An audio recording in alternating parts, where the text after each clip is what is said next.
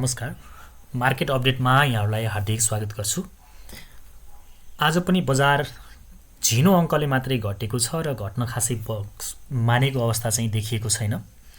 र आजको मार्केट अपडेटमा लाग्नु अगाडि यहाँलाई विशेष अनुरोध कि तपाईहरु च्यानलमा नयाँ हुनुहुन्छ वा आजसम्म पनि हाम्रो च्यानललाई सब्स्क्राइब गर्नुभएको छैन भने कृपया हाम्रो च्यानललाई सब्स्क्राइब गर्नु र त्यसको लागि युट्युबमा गएर @7 stockideas भनेर सर्च गर्नुभयो भने यो लोगो भएको हाम्रो च्यानल खुल्छ र त्यसमा तपाईले सब्स्क्राइब गरी नजिकको बेल आइकन दबाई अल अप्सन क्लिक गर्नुभयो भने हामीले भिडियो राख्छौं तपाईलाई नोटिफिकेसन प्राप्त हुन्छ र तपाईहरुले चाहिँ शेयर बजार सम्बन्धी विविध जानकारी, लेटेस्ट अपडेटहरु र मार्केटको अपडेटहरु चाहिँ तपाईले प्राप्त गर्न सक्नुहुन्छ है त।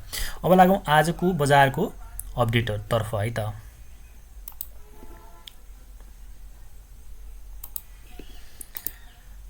आज बजार 2.17 अंकले घटेको छ। यसलाई प्रतिशतमा हेर्छौं भने 0.11% मात्रै हुन आउँछ र आज 102 वटा कम्पनीका लगानीकर्ताले कमाएका छन् भने 126 वटा कम्पनीका लगानीकर्ताले गुमाएका छन् र 11 वटा कम्पनीको मूल्य चाहिँ आज परिवर्तन भएको छैन। भोल्युम चाहिँ घट्दै गएको छ। करिब 1.28% को मात्रै माफ गर्नु होला 1.28 अर्बको चाहिँ पेरिफेरीमा भोल्युम आएको छ र हिजो भन्दा घटेको छ भोल्युम। यसरी बजार घट्दै जाँदा भोल्युम घट्नुलाई चाहिँ एकदमै राम्रो चाहिँ मानिन्छ बजारमा। यसर्थ पनि डराउनु पर्ने अवस्था मैले खासै देखेको छैन। आज सबैभन्दा धेरै कमाउने कम्पनीहरुमा चाहिँ BNHC का लगानीकर्ताले करिब सर्किटको लेभलमा चाहिँ आम्दानी गरेका छन्, अर्थात 9.97% ले BNHC बढेको छ।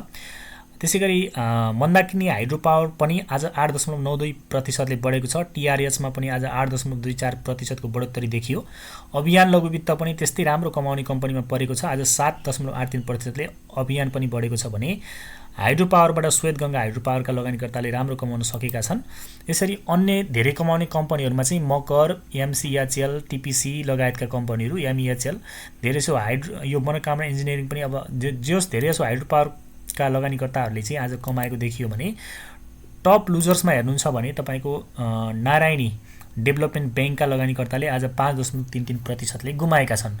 त्यसैगरी MSHL यो मिड सोलो हाइड्रो पावर चाहिँ आज 4.75% ले घटेको छ। BLBS अर्थात विजय लघु वित्त पनि आज 4.67% ले घटेको देखिन्छ। यसैगरी आरम्भ चौधारी पनि धेरै अंकले अर्थात 4.18 अंकले घटेको छ र KPCL यो हाइड्रो पावरबाट चाहिँ धेरै गुमाउने चाहिँ कम्पनी बन्न पुगेको छ। आज 4.15% ले घटेर 311 मा यसको क्लोजिङ भएको छ। अन्य धेरै गुमाउने कम्पनी हुनुहुन्छ भने LLBS अर्थात लक्ष्मी लघु वित्त 3.85% ले घटेको छ। RMFL पनि 3.50% ले घटेको छ। BPW 3.32% ले घटेर 1005 मा क्लोजिङ दिएको छ।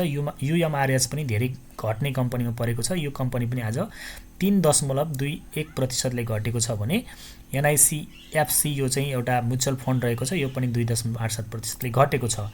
टप टर्नओभर हुने कम्पनीहरुमा चाहिँ सोना परेको छ। त्यसैगरी SHL को पनि धेरै टर्नओभर भएको छ भने RNLI, सिटिजन लाइफ इन्स्योरेन्स र जी ग्लोबल IME को पनि आज टर्नओभर चाहिँ बढी नै देखिएको छ। टप भोल्युममा चाहिँ हेर्नुहुन्छ भने ग्लोबल IME बैंक को प्रोमोटर शेयर को आज चाहिँ टप भोल्युममा कारोबार भएको छ। दोस्रोमा सोना, तेस्रोमा ग्लोबल IME र SHL तेस्रोमा।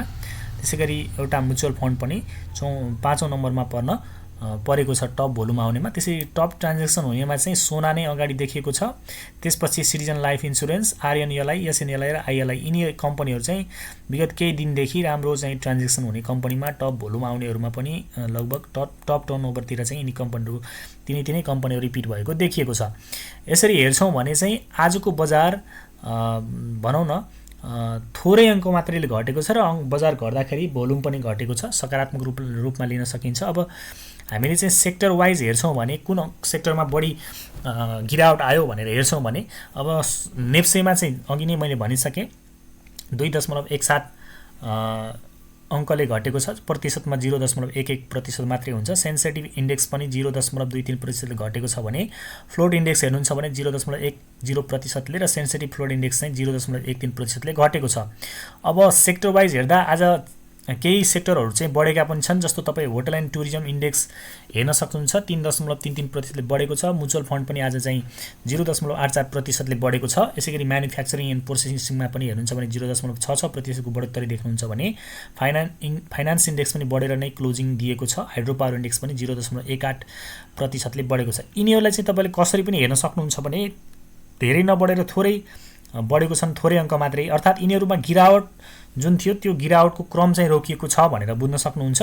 उसो त बढ्दै बढेको सेक्टरमा पनि ठुलो गिरावट छैन। नन लाइफमा पनि 0.03% मात्रै गिरावट छ, लाइफमा पनि 0.06% मात्रै गिरावट छ, अदर्समा पनि 0.19% मात्रै गिरावट छ, इन्भेस्टमेन्ट सेक्टर 0.23%ले घटेको छ, ब्याङ्किङ चाहिँ 0.52%ले घट्यो भने विकास ब्याङ्कको क्षेत्रमा चाहिँ 0.52% गिरावट देखिन्छ। त्यसैगरी माइक्रो फाइनान्स इन्डेक्स चाहिँ 0.58%ले घटेको छ र ट्रेडिङ इन्डेक्स चाहिँ सबैभन्दा धेरै अर्थात् 0.99%ले घटेको छ। कुनै पनि सेक्टर चाहिँ आज 1% भन्दा बढी अङ्कले चाहिँ घटेको देखिँदैन। बढ्ने सेक्टरमा चाहिँ होटल एन्ड टुरिज्म बरु 3.33%ले बढेको देखिन्छ। अब सेक्टर वाइज पनि रोटेसन हुँदै बजार बढ्ने क्रम हुन पनि सक्छ। जस्तो हामीले केही दिन अगाडि 2 दिन 3 दिन जुन बढ्यो त्यति बेला चाहिँ सबैभन्दा धेरै life insurance, non life insurance sector बढेको पनि देखेका थियौँ होइन। अब चाहिँ बिस्तारै होटल र फाइनान्स पनि बढ्न थालेको हो कि भन्ने खालको चाहिँ एउटा सम्भावना त्यो पनि रहन्छ र बिस्तारै सबै सेक्टरहरू रोटेसन हुँदै बढ्न थाल्यो भने चाहिँ एकदमै राम्रो र सकारात्मक रूपमा हामीले यसलाई लिन सक्छौँ होइन। तथापि अब समग्र मार्केटको माहौल हेरेर मात्रै उपयुक्त कम्पनीमा लगानी गर्नु उपयुक्त हुन्छ भन्ने मलाई लाग्छ। अब हामीले हेर्छौँ भने अब सेक्टर वाइज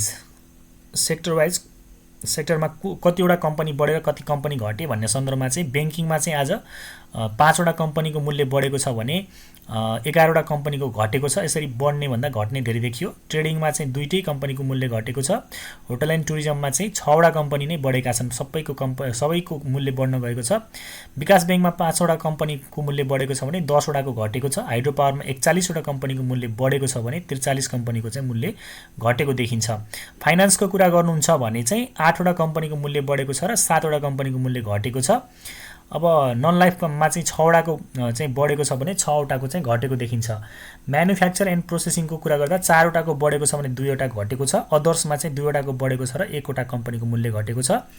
माइक्रो फाइनान्सको कुरा गर्नुहुन्छ भने 19वटा कम्पनीको चाहिँ मूल्य बढेको छ भने 33वटा कम्पनीको मूल्य घटेको छ। लाइफमा चाहिँ 3वटा कम्पनीको बढेको छ भने 7वटा कम्पनीको मूल्य घटेको छ। इन्भेस्टमेन्ट सेक्टरको कुरा गर्दा 3वटा कम्पनीको मूल्य बढेको छ भने 4वटा कम्पनीको मूल्य चाहिँ घटेको देखिन्छ। अब यसरी हेर्छौँ भने होटल एन्ड टुरिज्ममा चाहिँ आज धेरैजसो कम्पनीहरूमा चाहिँ जस्तो टिआरएसमा चाहिँ एकदम ठुलो बढोत्तरी देखियो 8.2% को, एसएचएलमा 3.1%, ओएचएलमा चाहिँ 2.8%, त्यसैगरी 3.5% बढ्यो केडिएल, सिटीमा चाहिँ 2.9 र सिजिएसमा चाहिँ 0.4% को मात्रै बढोत्तरी देखिएको छ। यसैगरी तपाईँ हेर्नुहुन्छ म्यानुफ्याक्चरिङ एन्ड प्रोसेसिङमा हेर्नुहुन्छ भने जिसिआइएल, एसडिएल, शिवम, सोना चाहिँ बढ्न गएका छन्। जस्तो यिनीहरूमा चाहिँ अब जुन घट्ने क्रम थियो त्यो रोकिएको हो कि भन्ने खालको देखिएको छ। जुन जिसिआइएल, एसडिएल र शिवममा चाहिँ अलिक ठुलो फल भएको थियो, अब चाहिँ बिस्तारै यी कम्पनीहरूमा पनि त्यो घट्ने क्रम चाहिँ रोकिएर चाहिँ अब यिनीहरूमा बढोत्तरी सुरु भएको हो कि भन्ने खालको सिनारियो देखेको छ। युएनएलमा चाहिँ आज अलिकति 18 अङ्कको चाहिँ गिरावट देखिएको छ है त। त्यसैगरी अर्को सेक्टर हामी हेर्छौँ, फाइनान्सको कुरा गर्छौँ भने चाहिँ एसआइएफसी घटेको छ, एसएफसिएल पनि हेर्छौँ भने बढेको छ 0.6%ले। त्यसैगरी आरएलएफएल, प्रोफेल र पिएफएलमा चाहिँ थोरै गिरावट देखिन्छ। एनएफएसमा चाहिँ 7 अङ्कको बढोत्तरी छ। एमपिएफएलमा पनि 2.8 अङ्कको गिरावट देखिन्छ। त्यसैगरी अर्को कम्पनी हेर्नुहुन्छ जेएफएलको चाहिँ 1.8%ले घटेको छ। त्यसैगरी जियुएफएल, आइसिएफसी, जिएमएफआइएल, जिएफसिएल लगायतका कम्पनी बढेका छन्। बिएफसी पनि आज 1.5 अङ्कले चाहिँ 4.4 अङ्कले बढेको छ। यसरी हेर्छौँ भने फाइनान्स पनि ठिकै देखिएको छ है। लाइफ इन्सुरेन्स नन लाइफको सेक्टरमा चाहिँ युएआइएलमा बढोत्तरी देखिएको छ 5 अङ्कको, त्यसैगरी एसपिआइएल 3 अङ्कको बढोत्तरी छ भने अब यसरी तुलना गरेर हेर्छौँ भने जुन कम्पनीहरू बढेका छन् ती कम्पनीहरू धेरै अङ्कले बढेको छ जस्तो देखिएको छ भने घटेका कम्पनीहरूमा चाहिँ कम अङ्कको गिरावट देखिएको छ प्रायः जसो कम्पनीमा। जस्तो हामीले घटेको र बढेको हेर्न सक्छौँ। एचइआइपी चाहिँ 7 अङ्कले बढेको छ भने एनआइसिएल चाहिँ 0.1 अङ्कले घटेको छ। त्यसैगरी एनआइएल चाहिँ 5.9 अङ्कले चाहिँ घटेको छ भने फेरि आइजिआई हेर्नुहुन्छ भने 0.8 अङ्कले चाहिँ बढेको छ त्यसैगरी आरबीसीएल 50 अङ्कले बढेको छ, एसजीआईसी 2.0 अङ्कले। यसरी चाहिँ यिनीहरुमा चाहिँ जुन हेभी फल थियो हिजोको दिनमा अलिकति ठुलो भयो, त्यति ठुलो त मान्न सकिदैन, तथापि हिजोको दिनको जुन गिरावट थियो त्यसमा चाहिँ अब ब्रेक लागेको हो कि भन्ने खालको सिनारियो चाहिँ देखिएको छ। त्यसर्थ पनि त्यति धेरै डराउनु पर्ने अवस्था चाहिँ मैले देखेको छैन। तथापि सचेत भने शेयर बजारमा हामी हमेशा रहनुपर्छ। त्यसैगरी आज ग्लोबल आइएमई बैंकको चाहिँ बोनस शेयर समायोजन भएको छ। 1% बोनस शेयरमा चाहिँ मूल्य समायोजन भएको छ। ग्लोबल आइएमई बैंकले 1% बोनस शेयरमा चाहिँ मूल्य, यसले चाहिँ 1% बोनस शेयर र 8% नगद लाभांश चाहिँ जुन घोषणा गरेको थियो त्यसको चाहिँ आज बुक क्लोजिङ भएको छ र तपाईले चाहिँ यदि भोलिबाट किन्नुहुन्छ भने यसको चाहिँ लाभांश खान पाउनुहुन्न। यसर्थ पनि त्यो कुरा पनि तपाईलाई मैले स्मरण गराउन चाहे। र यसको समायोजन पछिको मूल्य भनेको 208 रुपैयाँ 91 पैसा कायम भएको छ।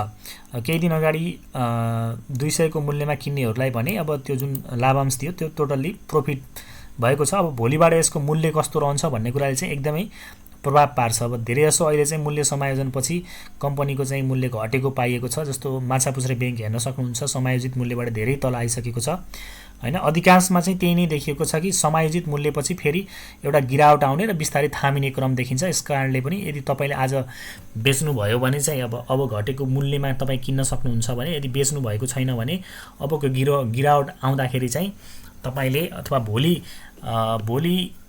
भोलिका दिनहरुमा चाहिँ अब यो तल घटेर आउँछ भने एभरेजिङको लागि पनि हेर्न सक्नुहुन्छ। फन्डामेन्टली त्यति नराम्रो कम्पनी चाहिँ छैन ग्लोबल आइएमई पनि है त। अब समग्रमा चाहिँ के निष्कर्ष निकाल्न सक्छौं त आजको मार्केट अपडेटबाट भने, बजारको गिरावट हुँदाखेरि भोल्युम पनि घटेको छ। यसर्थ हामी डराउनु पर्ने अवस्था छैन। जबसम्म बजार पुरानो लो भन्दा तल जाँदैन तबसम्म हामी सर्ट टाइम फ्रेममा पनि स्टप लस गर्नु पर्दैन हैन। जस्तो पुरानो लो भन्दा तल नजाँदासम्म यो जुन लोबाट बजार बढ्यो त्यो 1820 तिरको एरिया भनौं अथवा भनौं 1800 भन्दा तल नजाँदासम्म चाहिँ हामी त्यति धेरै डराउनु पर्दैन। त्यो भन्दा तल जान थाल्छ भने एकदम सर्ट टाइम फ्रेमको लागि तपाईले किन्नु भएको हो भने चाहिँ स्टप लस गर्न सक्नुहुन्छ। तथापि धेरै जसोले चाहिँ यदि सर्ट टाइमको लागि किनेको थियो भने यही दिनमा नै बेचेको पाइएको छ। अब भने बिस्तारै बजार चाहिँ आफ्नो लयमा चाहिँ बढ्ने सम्भावना नै बढी देखिएको छ। टेक्निकल इन्डिकेटरहरूले पनि सपोर्ट गरेको अवस्था छ।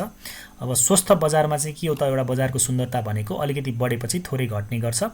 अब यहीँबाट बजार बढ्न सुरु गर्छ र यो पुरानो चाहिँ जुन लोअर हाई छ त्यसलाई ब्रेक गरेर माथितिर 2000 भन्दा माथिल्लो बिन्दुमा चाहिँ यदि बजारले चाहिँ क्लोजिङ दिन थाल्छ भने हामीले पुरानो जुन हाई छ त्यसलाई चाहिँ ब्रेक गरेर जान सक्ने सम्भावना अथवा 2150 तिरसम्मको जोनमा चाहिँ सजिलै पुग्न सक्ने सम्भावना चाहिँ हामीले देख्छौं।